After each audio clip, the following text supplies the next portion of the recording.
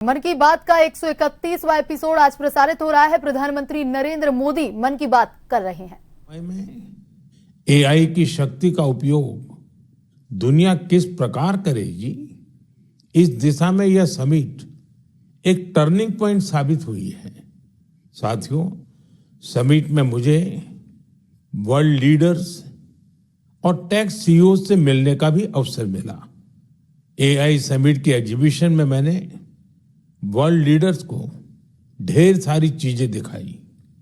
मैं दो बातों का विशेष रूप से उल्लेख करना चाहता हूं। समिट में इन दो प्रोडक्ट्स ने दुनिया भर के लीडर्स को बहुत प्रभावित किया।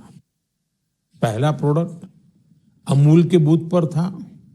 इसमें बताया गया कि कैसे एआई जानवरों का इलाज करने में हमारी मदद कर रही है और कैसे 24/7 एआई असिस्टेंट की मदद से किसान अपनी डेयरी और जानवर का हिसाब रखते हैं। साथियों, दूसरा प्रोडक्ट हमारी संस्कृति से संबंधित था। दुनिया भर के लीडर्स ये देखकर हैरत में पड़ गए कि कैसे एआई की मदद से हम हमारे प्राचीन ग्रंथों को, हमारे प्राचीन ज्ञान को, हमारी पांडुलिपियों को संरक्षित कर रहे हैं, आज की जनरेशन के अनुरूप ढाल रहे हैं। साथियों, एग्जीबिशन के दौरान डिस्प्ले के लिए सुश्रुत संहिता का चयन किया गया। पहले स्टेप में दिखाया गया कि कैसे टेक्नोलॉजी की मदद से हम पांडुलिपियों की इमेज क्वालिटी सुधार कर उन्हें पढ़ने लायक बना रहे हैं।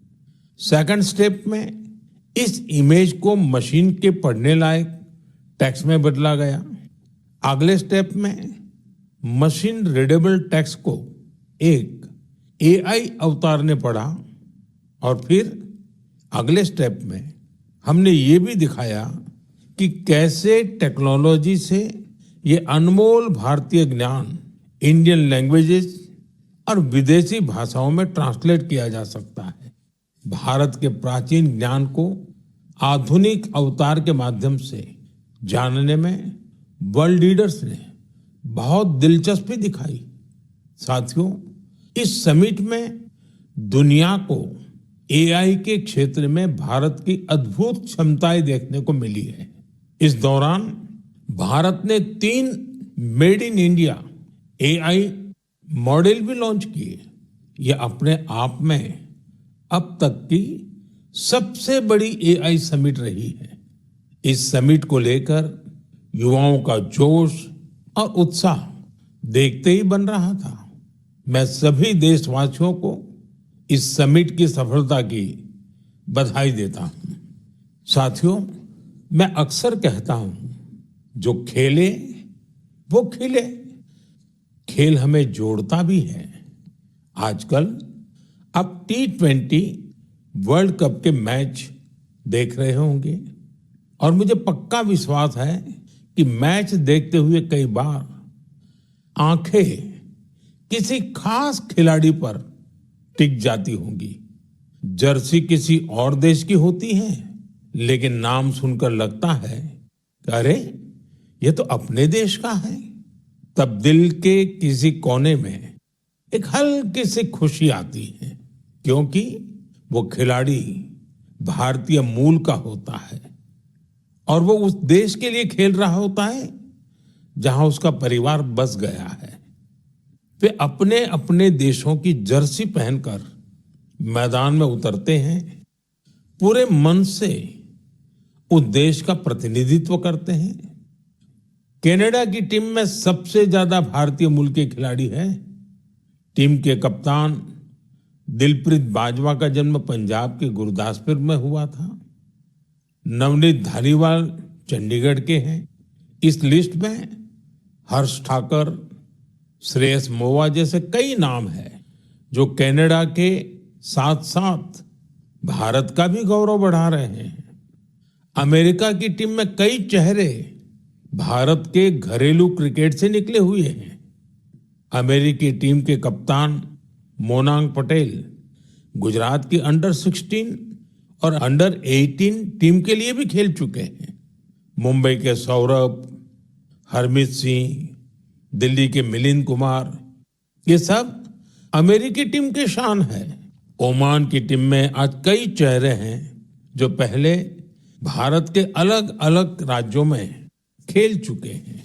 जतिंदर सिंह, विनायक शुक्ला, करण, जय, आशीष जैसे खिलाड़ी ओमान क्रिकेट की मजबूत कड़ी है। न्यूजीलैंड, यूएई और इटली की टीमों में भी भारतीय मूल के खिलाड़ी अपनी जगह बना रहे हैं। ऐसे कितने ही भारतीय मूल के खिलाड़ी हैं जो अपने देश का गौरव बढ़ा रहे हैं, वहां के युवाओं के लिए प्रेरणा बन रहे हैं। भारतीयता की यही तो विशेषता है। भारतीय जहां भी जाते हैं अपनी मातृभूमि की जड़ों से जुड़े रहते हैं और अपनी कर्मभूमि यानी जिस देश में रहते हैं उसके विकास में भी सहयोग करते हैं। मेरे प्यारे देशवासियों, किसी भी माता पिता के लिए अपने बच्चे को खोने से बड़ा दुख कुछ और हो ही नहीं सकता। छोटे से बच्चे को खोने का दुख तो और भी गहरा होता है। कुछ ही दिन पहले हमने केरला की एक नन्ही मासूम आलिन शेरिन अब्राहम को खो दिया है। महज 10 महीनों में वो इस दुनिया से चली गई। कल्पना कीजिए, उसके सामने पूरी जिंदगी थी जो अचानक खत्म हो गई। कितने ही सपने और खुशियां अधूरी रह गई। उसके पेरेंट्स जिस पीड़ा से गुजर रहे होंगे उसे शब्दों से व्यक्त नहीं किया जा सकता है। लेकिन इतने गहरे दर्द के बीच भी आलिन के पिता अरुण अब्राहम और मां शेरिन ने एक ऐसा फैसला लिया जिससे हर देशवासी का हृदय उनके प्रति सम्मान से भर गया है। उन्होंने आलिन के अंगदान का फैसला किया। इस एक फैसले से पता चलता है कि उनकी सोच कितनी बड़ी है और व्यक्तित्व कितना विशाल। एक तरफ वे अपनी बच्ची को खोने के शोक में डूबे थे, तो वहीं दूसरों की मदद का भाव भी उनमें भरा था। वे चाहते थे कि किसी भी परिवार को ऐसा दिन देखना न पड़े। आलिन शेरिन अब्राहम आज हमारे बीच नहीं है, लेकिन उसका नाम देश के कम उम्र की ऑर्गन डोनर्स में जुड़ गया है। साथियों, इन दिनों भारत में ऑर्गन डोनेशन को लेकर जागरूकता लगातार बढ़ रही है। इससे उन लोगों की मदद हो रही है जिन्हें इसकी जरूरत है। इसके साथ ही देश में मेडिकल रिसर्च को भी बल मिल रहा है। इस दिशा में कई संस्थाएं और लोग असाधारण कार्य कर रहे हैं। साथियों, केरला की आलिन की तरह ही ऐसे बहुत से लोग हैं जिन्होंने ऑर्गन डोनेशन के जरिए किसी को दूसरा जीवन दिया है। जैसे दिल्ली की लक्ष्मी देवी जी हैं। उन्होंने बीते वर्ष केदारनाथ की यात्रा की। इसके लिए उन्हें 14 किलोमीटर की ट्रैकिंग करनी पड़ी। आपको ये जानकर हैरानी होगी कि उन्होंने यह यात्रा हार्ट ट्रांसप्लांट के बाद की। उनका हार्ट केवल 15% ही काम कर रहा था। ऐसे में उन्हें एक डोनर का हार्ट मिला जिसकी मृत्यु हो गई थी।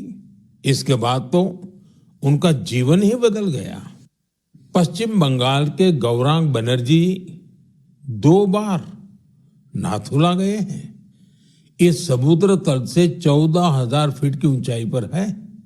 और खास बात यह है कि उन्होंने यह उपलब्धि लंग ट्रांसप्लांट के बाद हासिल की।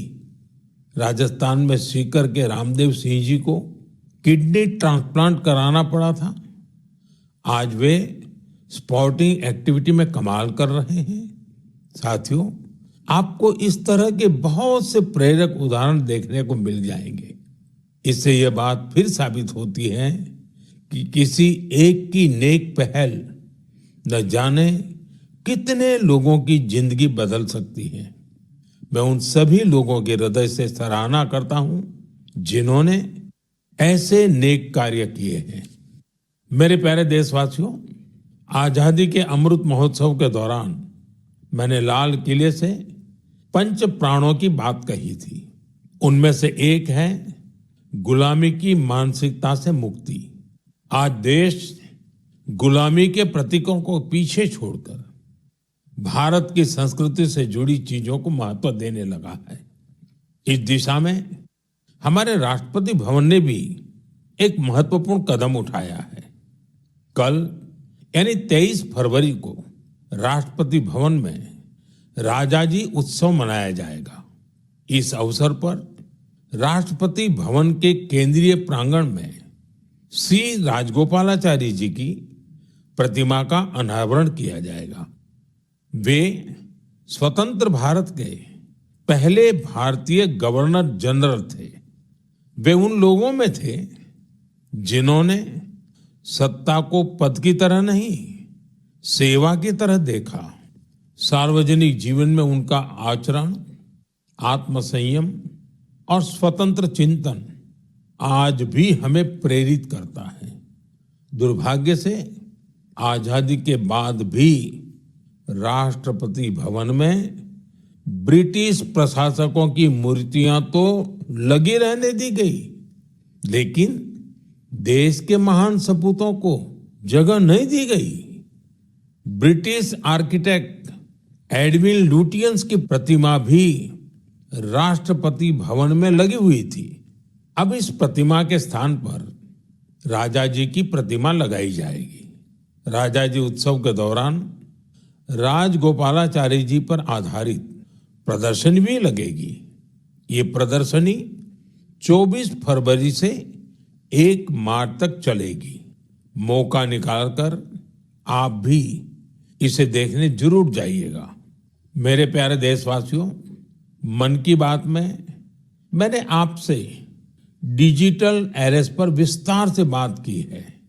इसके बाद देश में डिजिटल अरेस्ट और डिजिटल फ्रॉड को लेकर हमारे समाज में काफी जागरूकता आई, लेकिन अभी भी हमारे आसपास ऐसी घटनाएं हो रही हैं जो अक्षम्य है। निर्दोष लोगों को डिजिटल अरेस्ट और फाइनेंशियल फ्रॉड का निशाना बनाया जा रहा है। कई बार पता चलता है कि किसी सीनियर सिटीजन की जीवन भर की कमाई ठग ली गई। कभी किसी उन पैसों की ठगी हो जाती है जो उसने बच्चों की फीस जमा करने के लिए बचाए थे। कारोबारियों से धोखाधड़ी की खबरें भी हमें देखने को मिलती हैं।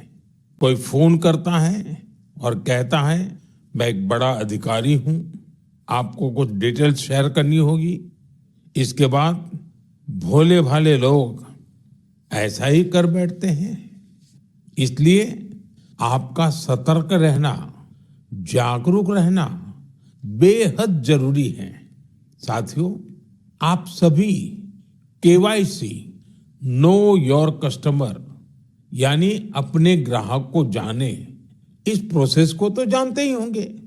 कभी कभी जब आपको आपसे बैंक से केवाईसी अपडेट या री केवाईसी करवाने के मैसेज आते हैं तो मन में सवाल उठता है, मैंने तो पहले ही केवाईसी करवा रखी है, तो ये फिर क्यों? मेरा आपसे आग्रह है, झुंझलाइए नहीं। ये आपके पैसे की सुरक्षा के लिए ही है।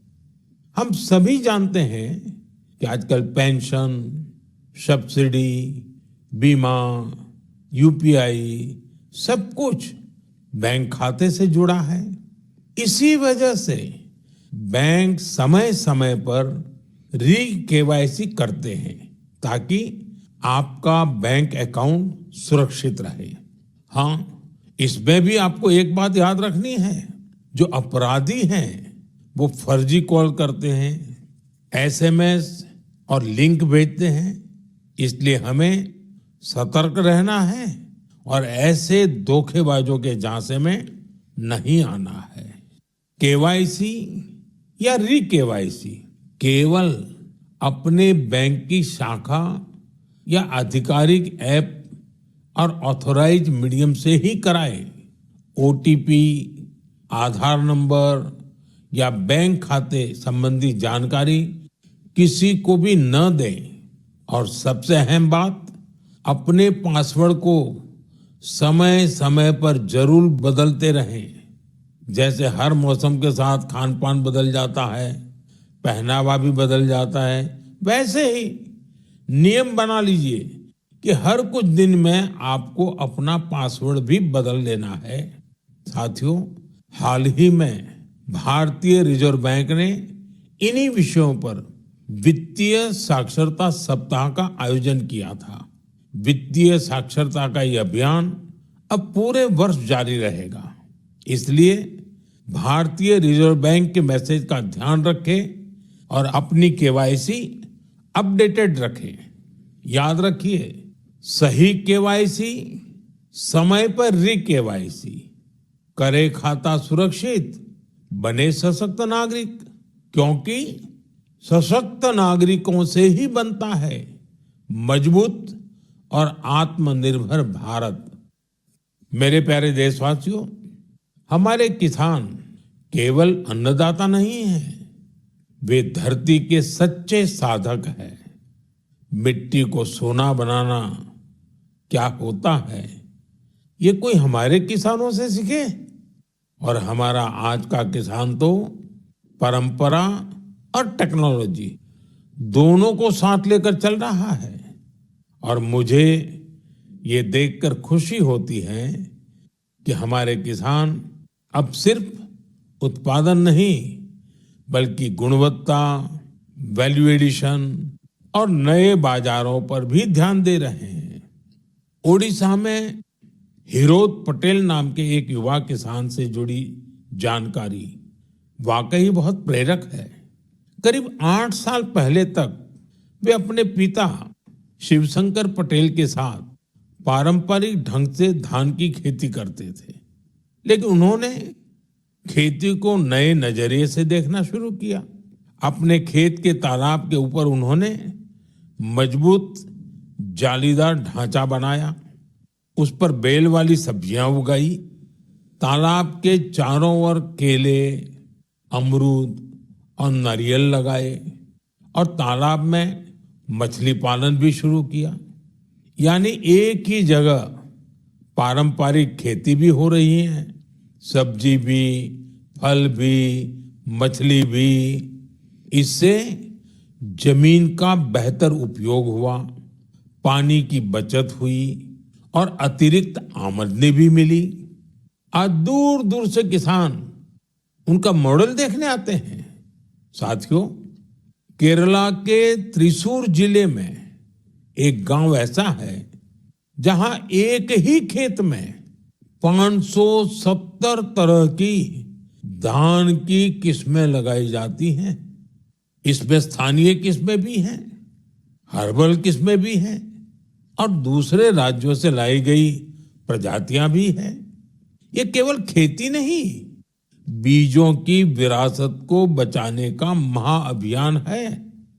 हमारे किसानों की मेहनत का असर आंकड़ों में भी दिख रहा है। भारत आज दुनिया का सबसे बड़ा चावल उत्पादक देश बन चुका है। 15 करोड़ टन से अधिक चावल का उत्पादन ये छोटी उपलब्धि नहीं है। हम अपनी जरूरतें पूरी कर रहे हैं और दुनिया की फूड बास्केट में योगदान भी दे रहे हैं। साथियों, अब तो कृषि उत्पाद हवाई मार्ग से भी ज्यादा आसानी से विदेश पहुंच रहे हैं। कर्नाटका के नंजनगुड़ केले, मैसूरू पान के पत्ते और इंडी नींबू को मालदीव भेजा गया। ये उत्पाद अपने स्वाद और गुणवत्ता के लिए जाने जाते हैं और इन्हें जीआई टैग भी मिला है। आज का किसान क्वालिटी भी चाहता है, क्वांटिटी भी बढ़ा रहा है और अपनी पहचान भी बना रहा है। मेरे प्यारे देशवासियों, पिछले वर्ष इसी समय महाकुंभ की अद्भुत तस्वीरें आपको जरूर याद होगी। संगम के तट पर उमड़ता जनसागर, आस्था का अथाह प्रवाह और स्नान के उस पावन क्षण में जैसे भारत अपनी सनातन चेतना से साक्षात्कार कर रहा था। साथियों, महाकुंभ की वही धारा, वही माघ का महीना, वही श्रद्धा का स्वर जब उत्तर से दक्षिण की ओर बढ़ता है तो एक नई पहचान ले लेता है। साथियों, केरला की धरती पर भारत पूजा नदी के किनारे तिरुनावाया में सदियों पुरानी एक परंपरा रही है, मामंगम। इसे कई लोग महामाघ महोत्सव या केरला कुंभ भी कहते हैं। माघ के महीने में पवित्र नदी में स्नान और उस क्षण को जीवन का अमिट स्मरण बना लेना, यह इसकी आत्मा है। समय के साथ यह परंपरा जैसे ओझल हो गई थी। करीब 250 वर्षों तक यह आयोजन उसी भव्यता में नहीं हुआ था जैसे पहले हुआ करता था। लेकिन आज अपनी विरासत को फिर से पहचान रहे हमारे देश में इतिहास ने फिर करवट ली है। इस बार बिना किसी बड़ी घोषणा के केरला कुंभ का सफल आयोजन हुआ। लोगों ने इसके बारे में एक ने दूसरे को बताया, कानों कान बात पहुंचती गई और देखते ही देखते श्रद्धालु तिरुनावाया पहुंचने लगे। साथियों, महाकुंभ हो या केरला कुंभ, ये केवल स्नान का पर्व नहीं है, यह स्मृति का जागरण है, यह संस्कृति का पुनर्स्मरण है। उत्तर से दक्षिण तक नदियां भले अलग हो, किनारे भले अलग हो, पर आस्था की धारा एक ही है, यही भारत है। साथियों, हमारे देश में ऐसे लोग हमेशा जनता के दिलों में बसे रहते हैं, जिन्होंने समाज के कल्याण के लिए काम किया होता है, जिन्होंने अपने नेक कार्यों में जनता को प्राथमिकता दी होती है। अम्मा जयललिता जी ऐसी ही एक लोकप्रिय लीडर थी। 24 फरवरी उनके जन्मदिन का अवसर होता है। तमिलनाडु के लोगों का उनसे लगाव कितना गहरा था, यह मुझे आज भी राज्य के दौरे में दिखता है। अम्मा जयललिता जी का जिक्र होते ही तमिलनाडु के लोगों के चेहरे खिल उठते हैं। हमारी नारी शक्ति का जुड़ाव तो उनसे और विशेष रहा है। ऐसा इसलिए भी है क्योंकि सरकार में रहते हुए उन्होंने माताओं, बहनों और बेटियों के लिए कई सराहनीय प्रयास किए। राज्य में कानून व्यवस्था को दुरुस्त रखने के लिए भी उन्होंने बहुत ठोस कदम उठाए थे। देशभक्ति की भावना उनमें कूट-कूट कर भरी थी। इसके साथ ही भारत की सांस्कृतिक विरासत पर उन्हें बहुत गर्व था। अम्मा जयललिता जी के साथ हुई हर मुलाकात, हर प्रकार की बातचीत मेरे मन में आज भी ताजा है। वे गुजरात में 2002 और 2012 में हुए मेरे 2 शपथ ग्रहण समारोह में भी शामिल हुई थी, जब हम दोनों अपने अपने राज्य में मुख्यमंत्री थे। तब गुड गवर्नेंस जैसे विषयों पर अक्सर हमारे बीच बातचीत होती रहती थी। उनकी सोच बिल्कुल स्पष्ट थी और विचार बेहद सुलझे हुए। यह उनकी एक बड़ी खासियत थी। कई वर्ष पहले उन्होंने पोंगल के पावन अवसर पर मुझे लंच के लिए चेन्नई आमंत्रित किया था। स्नेह से भरा उनका वो भाव मेरे लिए अविस्मरणीय रहेगा। एक बार फिर मैं उन्हें विनम्र श्रद्धांजलि अर्पित करता हूं। जयललिता अवरगड़क ये निनयवांजलिगल समुदाय तीर्क अवर अट्रिय सेवई एंड्रूम निनयविल इरुक्कुम। मेरे प्यारे देशवासियों, अब मैं बात करूंगा अपने प्यारे छोटे होनहार बच्चों से, उन बच्चों से जिनका इस समय एग्जाम चल रहा है।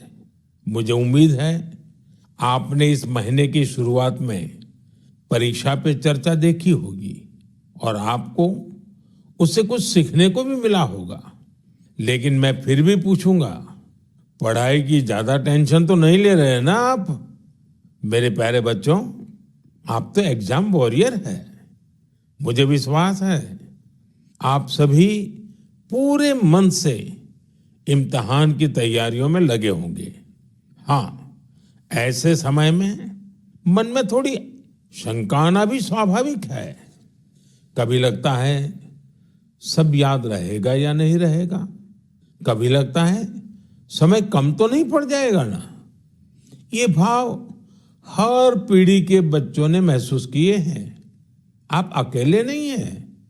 आप याद रखिए, आपका मूल्य आपकी मार्कशीट से तय नहीं होता। इसलिए खुद पर भरोसा रखिए। जो पढ़ा है उसे पूरे मन से लिखिए और जो नहीं आया उस एक सवाल को अपने मन पर हावी मत होने दीजिए। और एक बात, अपने माता पिता और शिक्षकों से बात करते रहिए।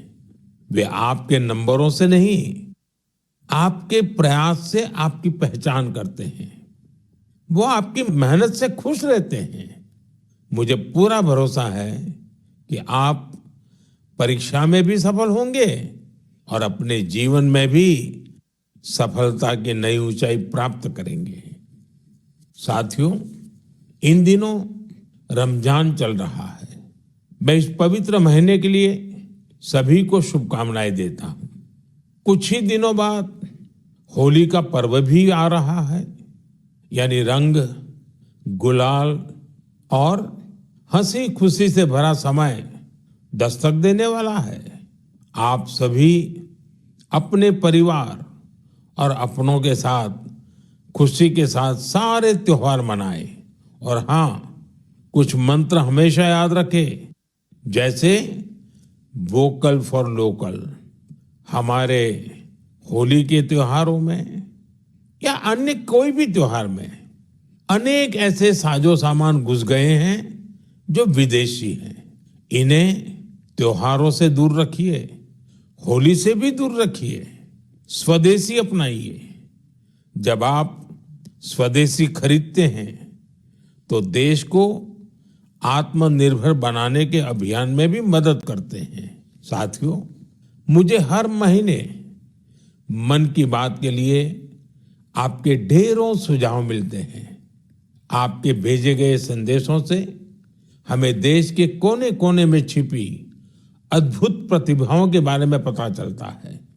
निजी स्वार्थ से उठकर समाज के लिए कुछ करने की अनेक प्रेरणादायी गाथाएं आपके माध्यम से देश भर के लोगों तक पहुंची हैं।